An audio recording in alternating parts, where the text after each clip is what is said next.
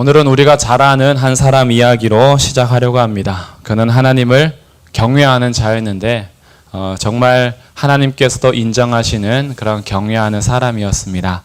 얼마나 그가 하나님께 복을 받았는지 서울에도 빌딩이 몇 채가 있고 지방에도 펜션이 있고 저 제주도에도 자기 나름대로 집을 가지고 있고 여러 곳에 집을 가지고 있고요. 돈이 또 얼마나 많은지 각 은행마다 지점장들이 환영을 합니다.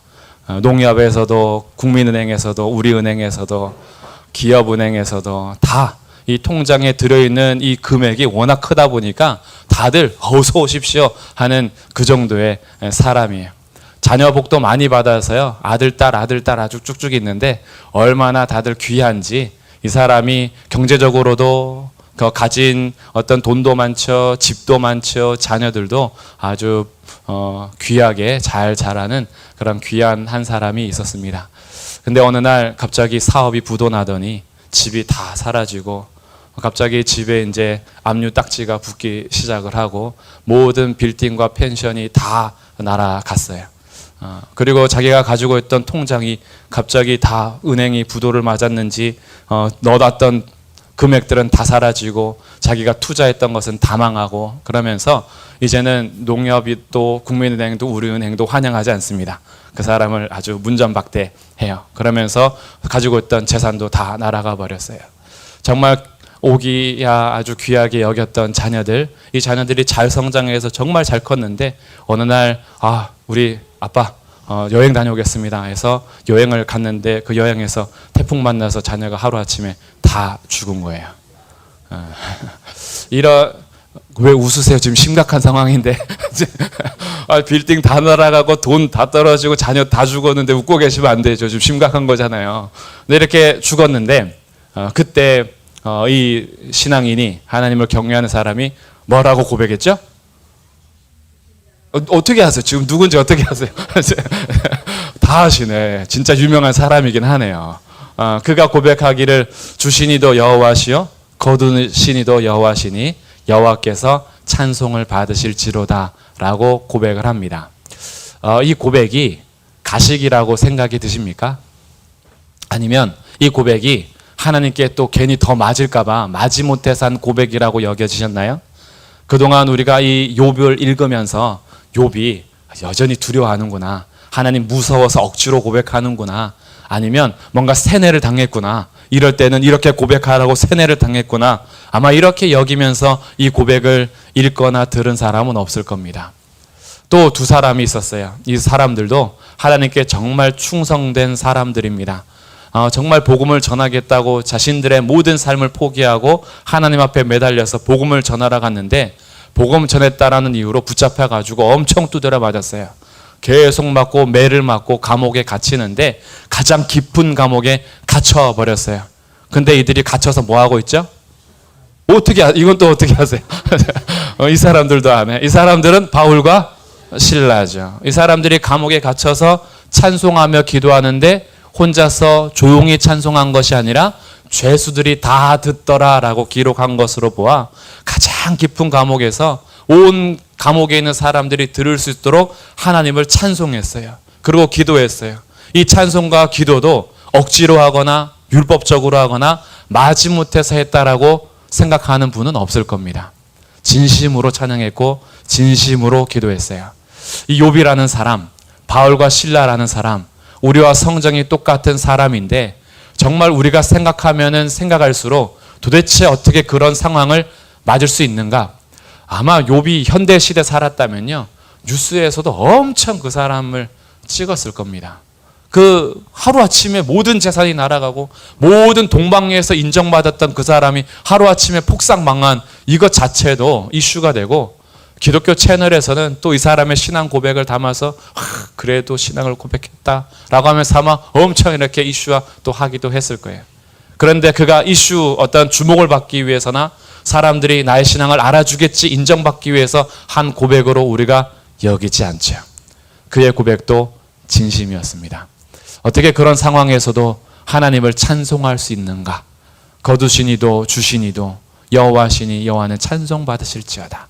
예수 복음을 전하다가 그렇게 인정받는 것이 아니라 복음을 전하는데, 다 포기하고 복음을 전하는데 왜 우리는 매번 두들겨 맞고 감옥에 갇히는가? 억울할 법만도 한데 오히려 그 안에서 여전히 하나님을 찬송하는 그 바울과 실라를 보면서 이들은 어떻게 그렇게 찬송할 수 있는가?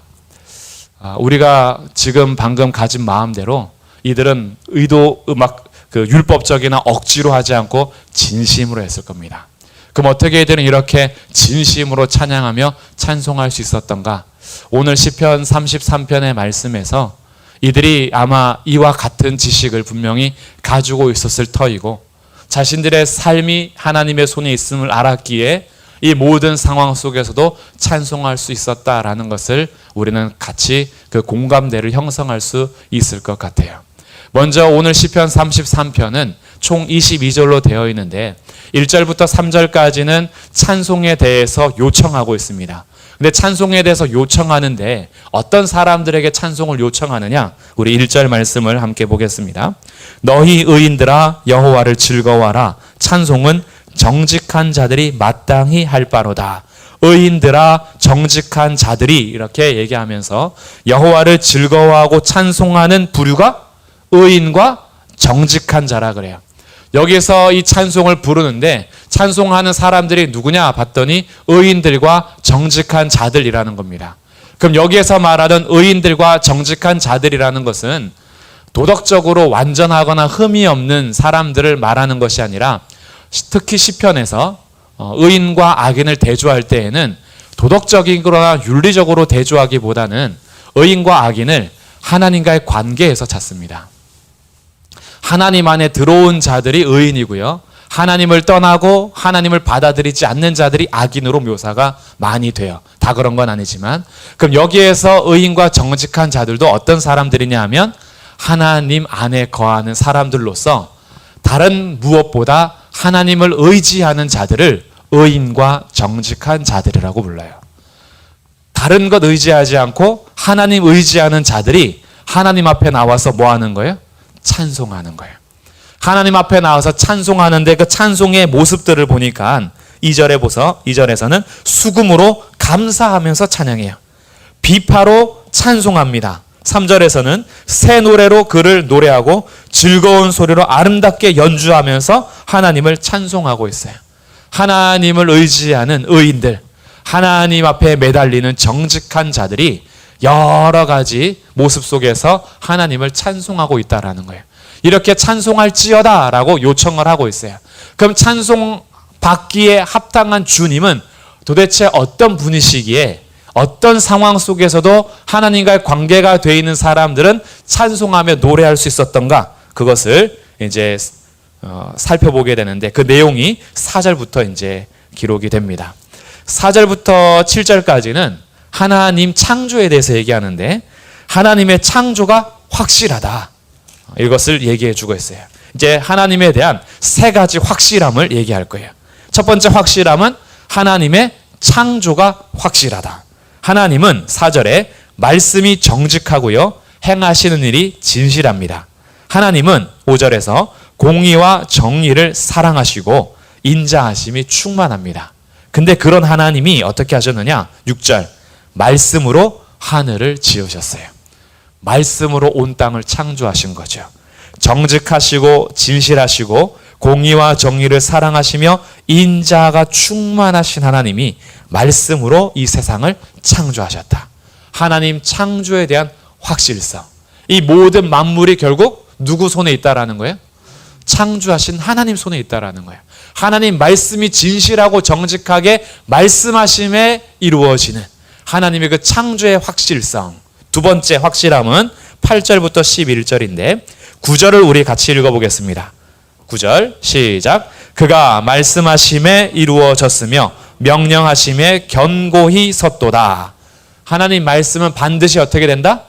이루어진다. 하나님 명령하시면 반드시 선다. 그러다 보니까 11절 여호와의 계획은 영원히 서고 그의 생각은 대대에 이르로다. 뭐가 확실하냐 하면 하나님의 계획은 확실하다. 첫 번째는 하나님의 창조는 확실하다. 두 번째는 하나님의 계획이 확실하다. 왜냐하면 말씀하시면 그대로 되니까.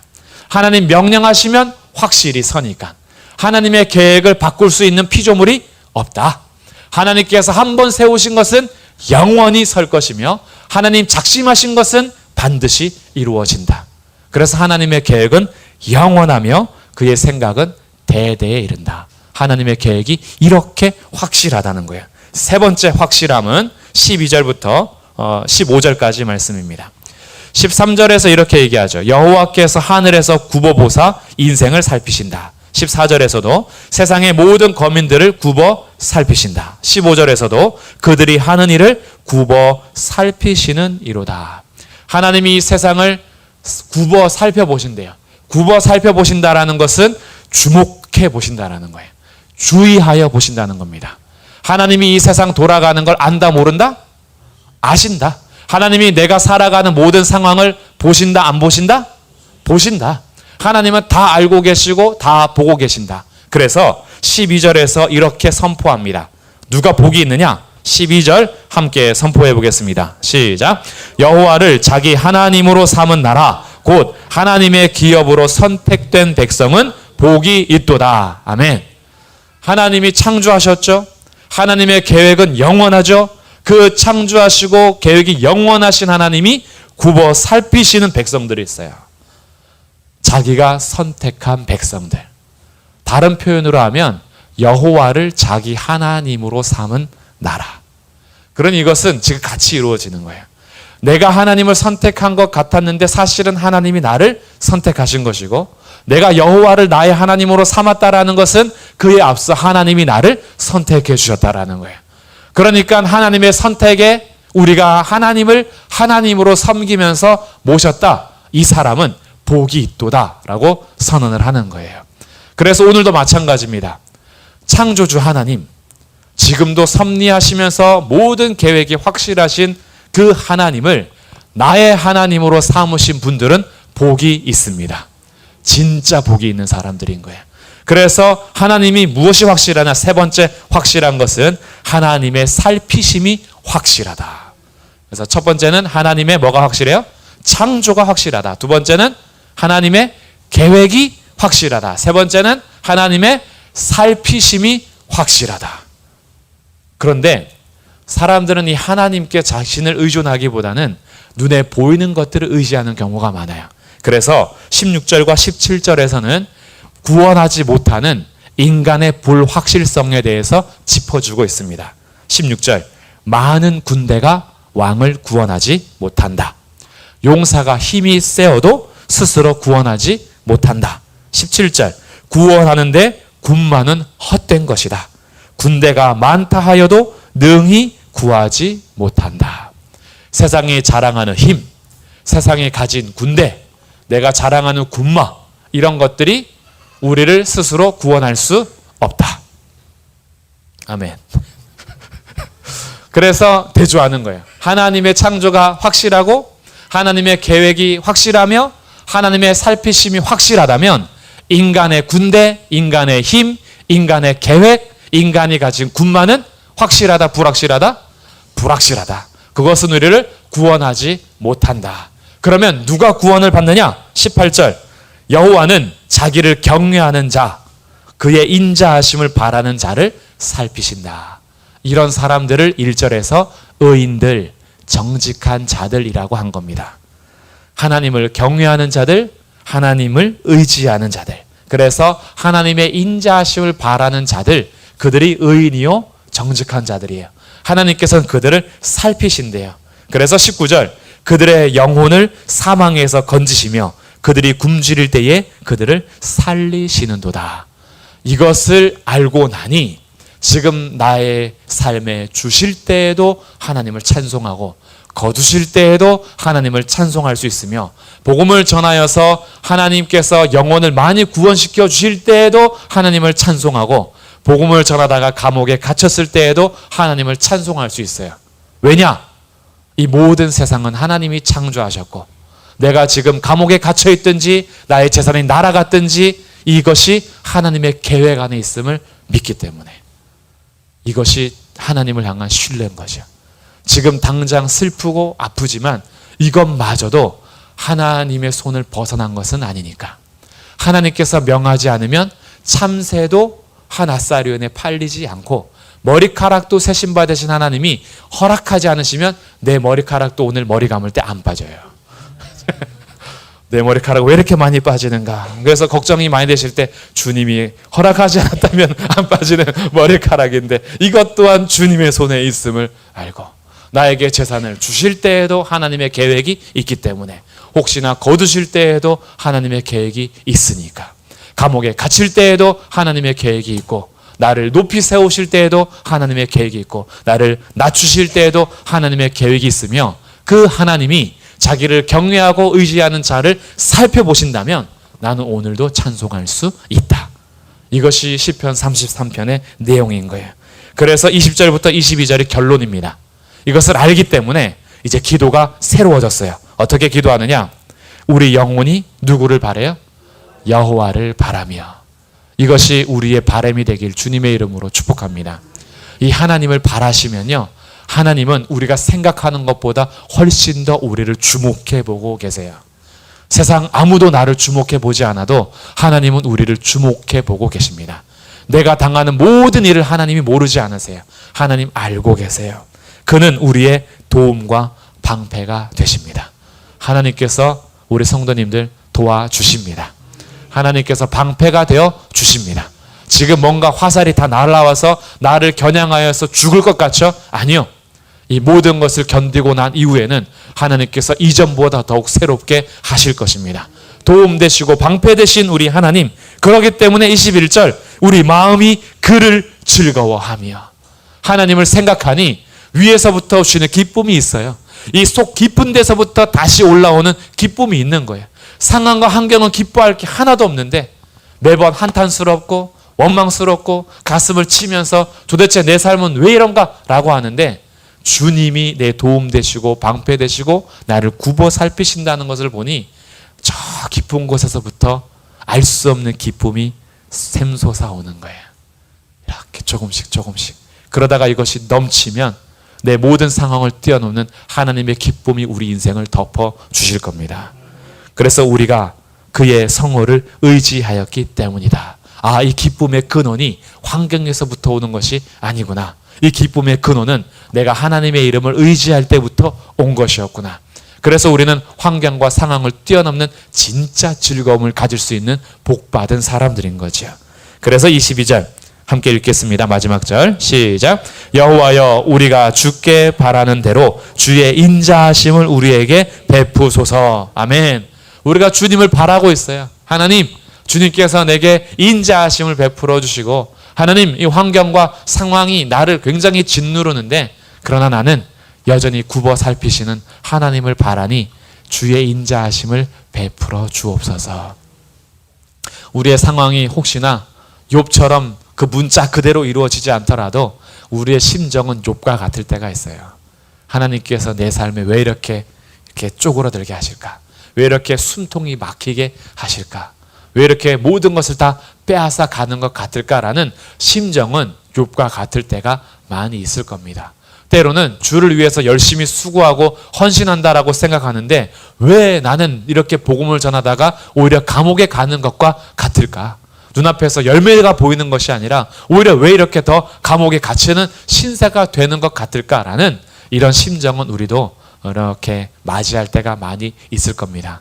그때마다 우리 다시 한번 시편 33편을 비롯해서 욥과 바울과 실라가 찬송할 수 있었던 이유는 환경으로부터 오는 도움과 방패가 아니라 그 모든 것을 뛰어넘는, 언제 어디서나 계시고 누구와도 함께 계시며 굽어 살피시며 창조하셨으며 그 계획이 영원하시고 언제나 살펴보시는 그 하나님으로부터 그들이 진정한 기쁨을 받아 찬송할 수 있었다라는 것을 생각하면서 우리도 그 기도를 같이 담아 하나님을 바랄 수 있는 믿음이 되기를 주님의 이름으로 축복합니다. 그때마다 다시 기도하는 거예요. 하나님, 내가 주님을 바라겠습니다. 나의 도움과 방패 되시는 하나님을 내가 의지하겠습니다. 내 영혼이 여호와를 바라며 내가 오늘도 주님께 인자하심을 구하오니 하나님의 인자를 저에게 베풀어 주옵소서. 그래서 나의 고백이 상황과 환경으로부터 오는 기쁨과 즐거움이 아니라 정말 세상이 줄 수 없는 진정한 기쁨을 위로부터 정말 내 마음 깊은 곳에서부터 주님께서 주시는 즐거움과 기쁨으로 찬송하며 기도하며 더욱 주님을 의지하는 영혼이 될 수 있도록 하나님 저를 불쌍히 여기시고 붙잡아 주시옵소서. 그런 상황이 올 때마다 이렇게 기도할 수 있기를 바라며 오늘 이 밤이요 그렇게 하나님 앞에 기도할 수 있는 밤이 되기를 주님의 이름으로 축복합니다. 아멘.